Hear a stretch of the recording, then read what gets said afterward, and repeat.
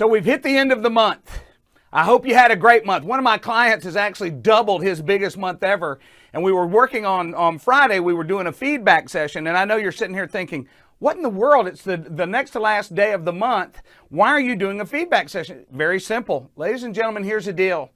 When you're coming into the close of a month, all sales reps have waited till the last month and they realize if they don't close the business, the commission doesn't come until another month out.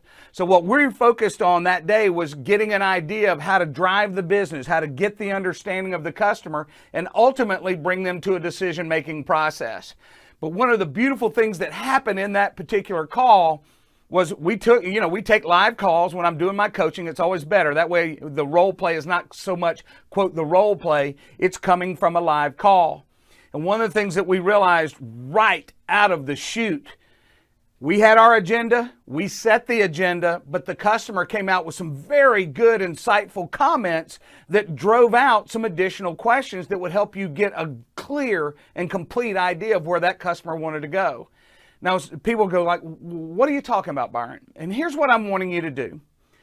Yes, I teach to use a structured script. That doesn't mean a word for word. It's like, look, I want to know what your revenue picture is. I want to know what you're doing from a marketing perspective. But that one question is not going to get you the answers that you're looking for.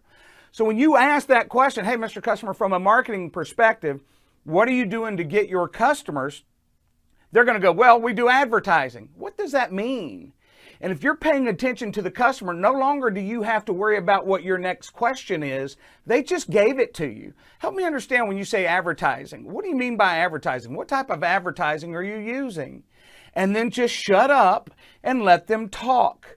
The beautiful thing is this. It's easy for customers to answer questions if it's pertaining to them. So as you listen to them, they talk in their own jargon. Just like us, they don't understand our jargon, we don't understand their jargon, and your ego won't write that check of saying, hey, I don't know. And I'm going to give this to you just simple, because this company that I was working with on Friday, they are a SaaS provider, or whatever in the world you want to call it. Simply this, SaaS meaning software as a service. Wow, I'm impressed. You've got an acronym. Ladies and gentlemen, here's what I'm wanting you to realize. When you're talking to a customer, take all that ego out of it. If you don't know, or you're not sure, or you're making an assumption, if you're paying attention to the customer and not worrying about what your next question should be, they're going to give you the next question. And once I clearly understand what this company does, okay, boom, that category's done. So no longer do I have to say, what is it that you do? The next thing I want to look at, okay, from a revenue perspective, what kind of revenue are you doing this year? Okay, they give me the answer. Then I go, okay, what'd you do last year? They give me an answer. If it's up or down, I'm going to ask, why do you think the number changed? What do you think's changed in your organization? And there's your question. And they will simply flow the information. Now, don't get me wrong. Some people are not comfortable talking about financials. Ladies and gentlemen, if you're in the B2B arena and you're selling them a product, at some point you're going to have some type of ROI. You've got to ask these questions. And the one thing that I noticed in the call on Friday that no one, and sales reps are always scared to ask, and that is, what's your normal decision-making process? You've got to know before you close, and here's why. There is nothing worse than buttoning down the hatch, getting everything done, and realize you've left the decision maker up on deck. In the middle of a storm, that's going to kill your sale, or now you've got to unwind everything you've done, and now you've got a different audience. What I'm wanting you to realize is simply this.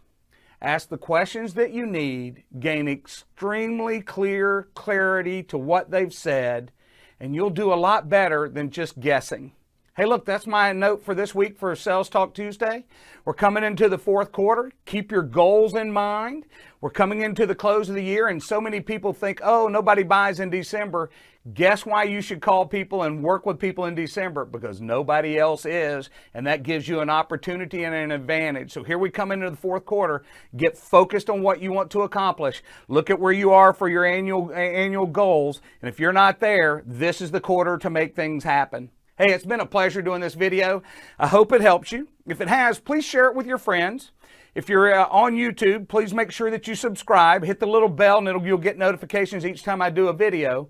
Also, if you're on Facebook, please join my Facebook group because we're going to start doing some different things. I want some more live calls coming from clients out there that I can use. In other words, you give them to me, I'll edit out, I'll edit out the company name, but I want us to take some live calls and do some good feedback sessions even on these the live Sales Talk Tuesday.